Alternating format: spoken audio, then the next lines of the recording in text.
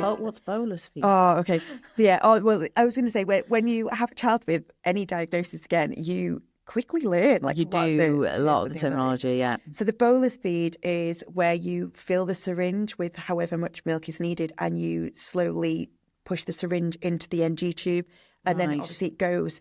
So say it's 20 mils. I can't even think of the measurements that we were doing in that now. All of that would go into her stomach.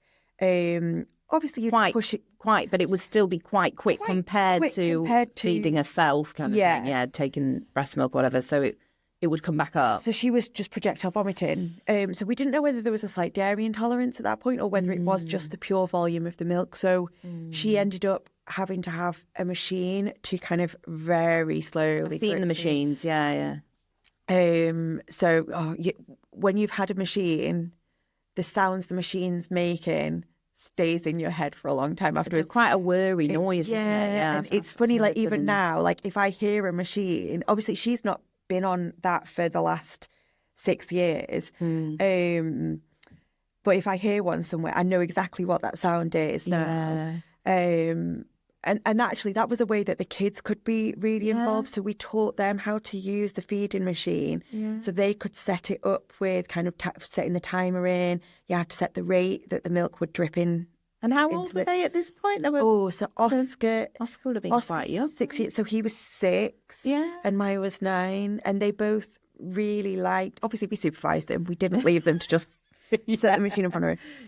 But they really enjoyed that part of that process of being part. And like you say, I think there are ways that, like Andrew got involved with that, there are ways that, partners can help that they don't even necessarily realise that they're helping, or, they're just sort of part of the process. I've just actually thought of something with Andrew actually getting to the heart surgery. So on the day that we were taking her in, he was a lot more nervous than me. So I do quite a lot of kind of visualization, affirmations, things like that. So leading up to the surgery, when we were sitting in the hospital, I was kind of visualizing her as a 5-year-old going to school. And that was the thing that was keeping me going in my head, right? I'm going to visualize her as a 5-year-old because she's going to get through this and she's going to be fine. And that's where we're going to get to. Oh, you made me cry. Up to just outside kind of where you could go into the theatre, I think I must have been carrying her at that point, and Andrew had said, I don't want to go into the room where they're with her over to sleep, because I don't want that to be the last memory of her if anything goes wrong. And that hadn't even entertained my mind. And I was just like, I need to be with my child for as long as I possibly can be with her. It's like my thoughts and feelings weren't even in there with that. It was kind of it just shows how differently we all think. And I think John and I were probably the same. I think we were probably on slightly different pages in that process. And I just remember the lady, there's a sort of like a liaison type nurse who was there to kind of keep us calm, keep Lucy calm, and kind of, talk us through the process. And she came into the room with us and sort of put her arm around me while they were putting Lucy to sleep. And then when we came back out, she said, and John and I tell this story a lot, she said, we were both like, I think we both took a breath for the first time in about 3 minutes. And she said, I keep asking them for optics out here, I can tell you need a double gin, love. And she was so right. And John wouldn't have... Maybe we need to do some fundraising for that. John wouldn't have liked that at all. And I think she knew that. She said it directly to me, like, I can tell you need a double gin. And I was like, yeah. So I was quite chill. I was up to a point, and then I kind of lost it. Whereas John was probably more nervous from throughout and quite stressed. Andrew was probably more stressed, kind of holding on to until he saw her on the other side. I think he was a lot more worried about it, whereas I was very much of a what will be, and there's no point in worrying about it now until we'll worry about it if and when we need to worry about it. The one thing that I guess did stick in my head while she was in for surgery was we'd met with the anesthesiologist, it's a mouthful, the night before, and it was only at that point they'd said to us, because of her size, so she'd only just managed to get to 4 kilograms at 4 months, and she hit a plateau. She wasn't gaining any more weight, so they'd said it was, we need to take her in now, like it was, and there was no way that a surgery was going to be pushed. It had to be done at that point. And it was only the anesthesiologist the night before said, because of her size, you do know that we might not be able to close her chest up because the heart swells through, like during surgery.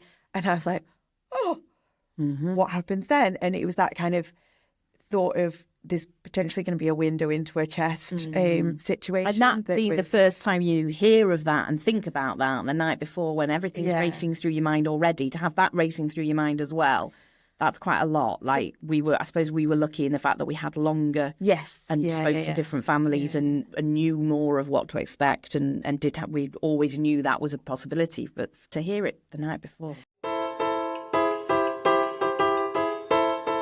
Yeah, unfortunately we weren't in that situation, but that was the one thing when they called, I was just like, is her chest closed? It's like, yeah, right, that's all right then. So the one piece of advice that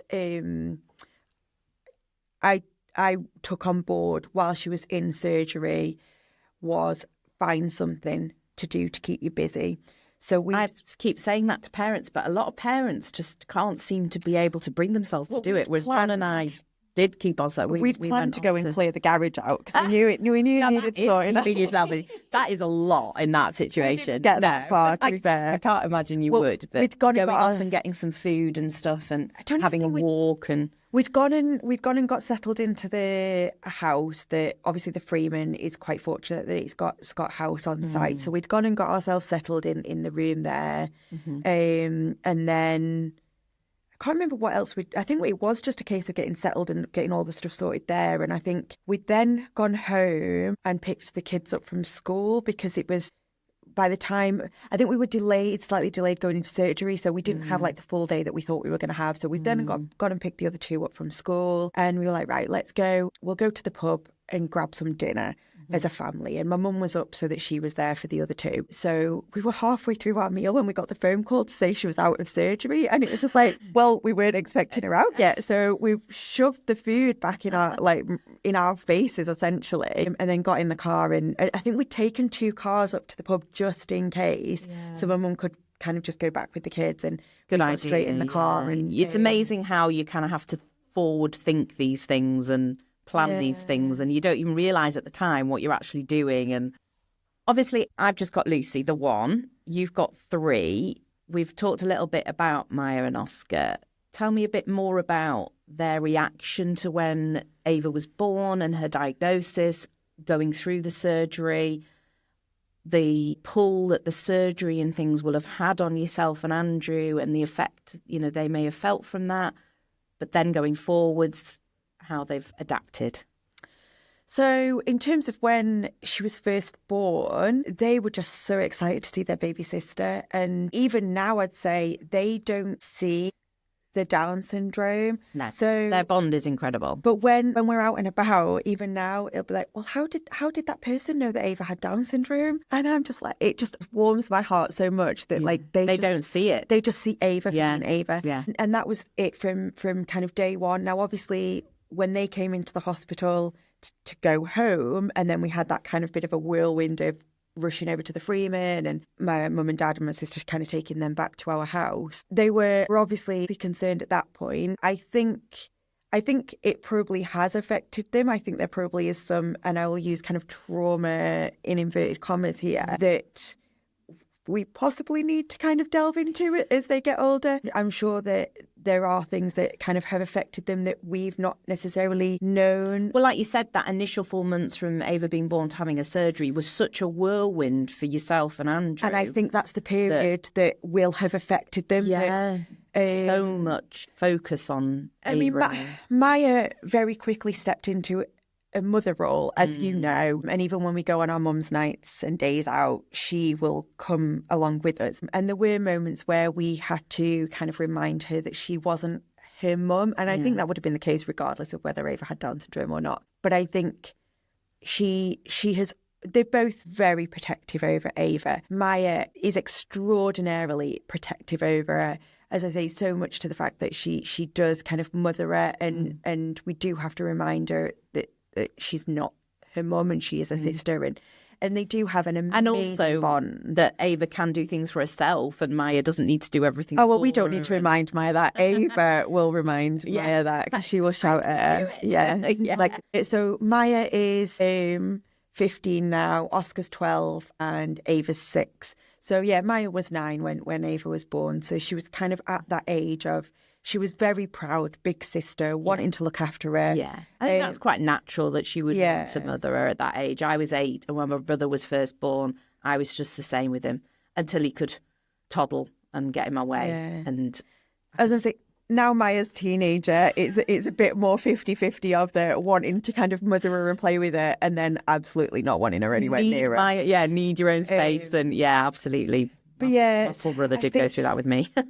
I think I'd say they did cope remarkably well through all of the heart period, shall we call it? Yeah. Leading up to the surgery, I've always believed in being kind of open and honest with them. So we explain in terms of Down syndrome that it might just be that she finds things a little bit harder and she might just need a little bit of help to do things. And then with the heart, we'd kind of explained that she had some holes in her heart. And as I say, the consultant kind of drew us some diagrams and things, and we used those to help as well.